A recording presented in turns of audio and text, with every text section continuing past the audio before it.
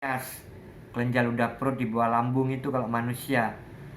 Glukosa mentah setelah bersenyawa dengan insulin akan menjadi glukosa aktif. Nah, itu disimpan di dalam liver. Glukosa tadi menjadi glukosa aktif. Baru dari liver nanti ditebarluaskan ke otot-otot, maka disebut glikogen otot. Nah, itu. Jadi glukosa yang masih mentah tidak dapat dipakai. Kalau dia kebanyakan glukosa mentah akan merusak trombosit kalau di manusia. Sama. Dalam tumbuhan juga begitu. Nah, kalau manusia lebih kompleks lagi permasalahannya. Karena glukosa yang tiap hari kamu makan, saat tepung, karbohidrat itu tidak semua bisa kepake. Nah, yang kepake kalau sudah menjadi glikogen otot atau glikogen hati.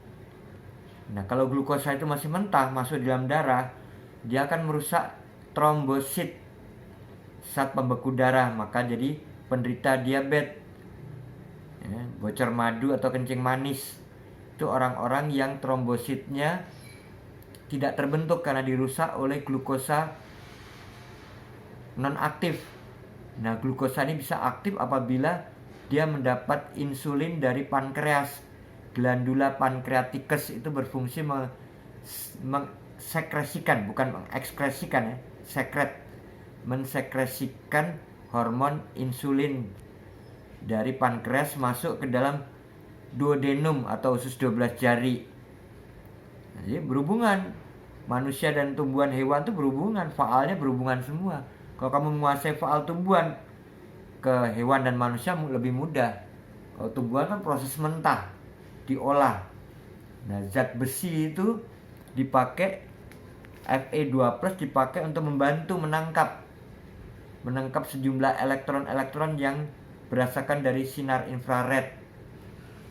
Nah, elektronnya ini nanti dipakai untuk reaksi ionisasi di dalam protoplasma.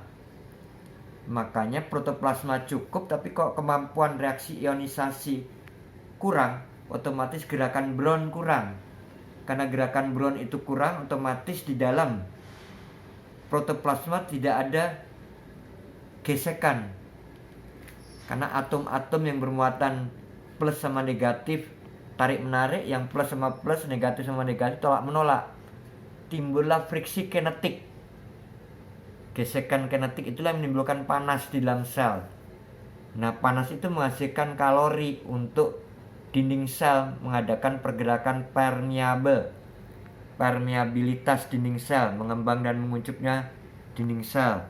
Berkaitan semua sistem. Jadi nggak bisa kita sepotong-sepotong menghafalnya, sistem.